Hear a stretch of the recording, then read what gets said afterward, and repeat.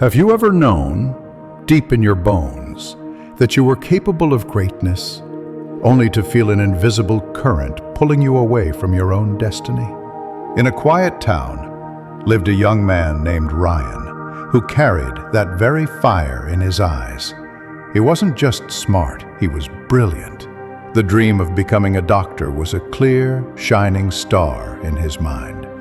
But Ryan was fighting a silent war, a battle against the one thing he couldn't seem to command, his own focus. His mind was a storm. Every single time he sat with his books, the storm would begin. A phantom vibration from his phone, the magnetic pull of a social media feed, the siren song of a recommended video, or just the quiet drift into a daydream. The battlefield of his desk was littered with good intentions, but his mind always found a way to escape, to wander off into the noise. He had a favorite lie he would tell himself, a comforting whisper in moments of weakness. There's still plenty of time. I'll get to it later. But later was a mirage, a destination that never arrived. His parents pleaded, his teachers warned him about the power of focus. But Ryan held on to a dangerous belief. He thought talent was a magic key, that being smart was all it would ever take to unlock any door he wanted. Then came the day the scholarship exam results were posted. This was his chance, the stepping stone that would make his path to becoming a doctor so much smoother. As his eyes scanned the list, his stomach twisted into a knot. His name wasn't there. He had failed.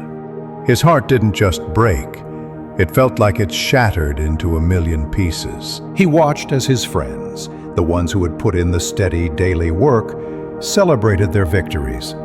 The same teachers who once saw a spark in him now looked at him with a quiet, heavy disappointment that felt worse than any lecture. He saw the truth reflected in their eyes, wasted potential. That evening, the silence in his room was deafening. Shame washed over him in cold waves. He knew with absolute certainty that it wasn't a lack of intelligence that had failed him. It was a lack of discipline. In that crushing moment of clarity, he understood. Talent without discipline is like a powerful engine with no steering wheel. It just spins in circles. And right then, he made a vow. He had to change. His search led him to a man who was something of a local legend, not for teaching subjects, but for forging character. Coach Miller, the school's physical education teacher, was known for his uncanny ability to instill focus and self-control in even the most restless spirits. It was said that under his guidance, scattered minds learned to find their center.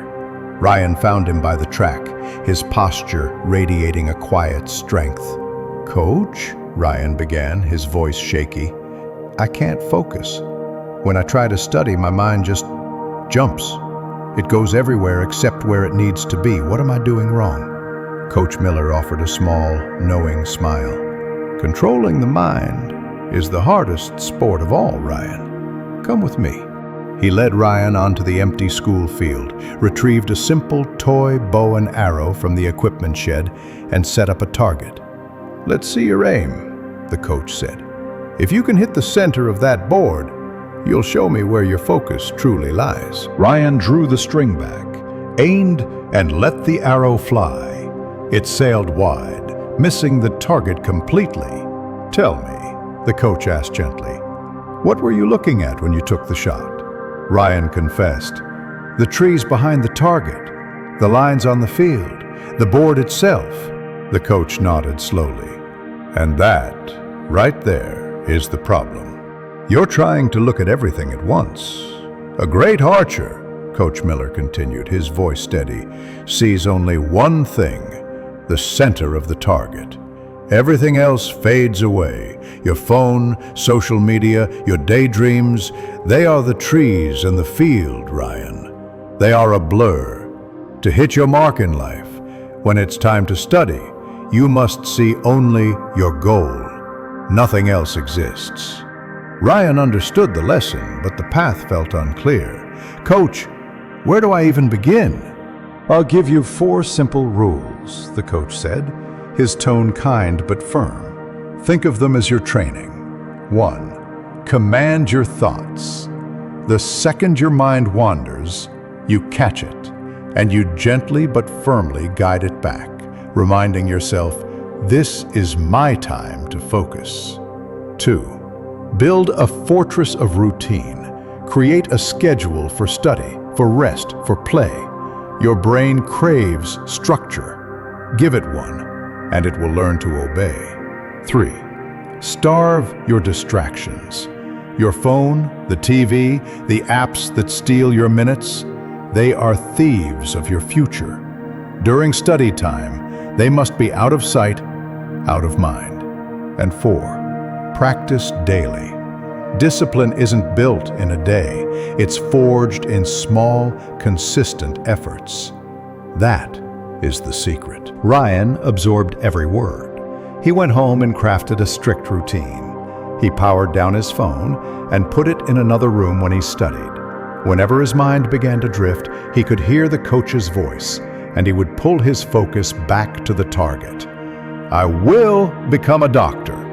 The first few days were agonizing, a constant battle, but slowly, imperceptibly at first, his focus began to sharpen.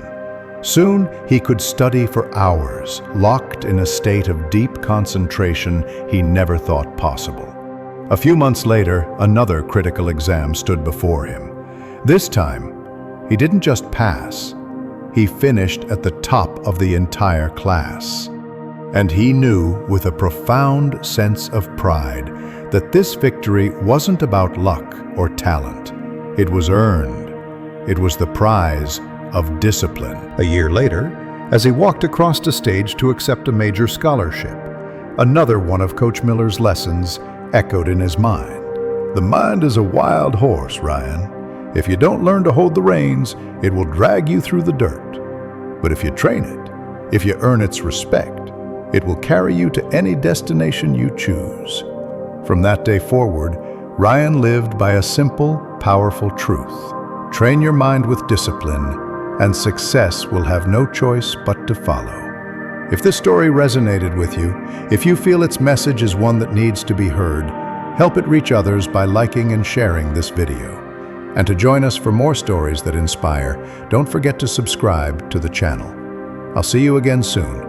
Until then, stay patient, stay grateful, and keep taking that next step forward.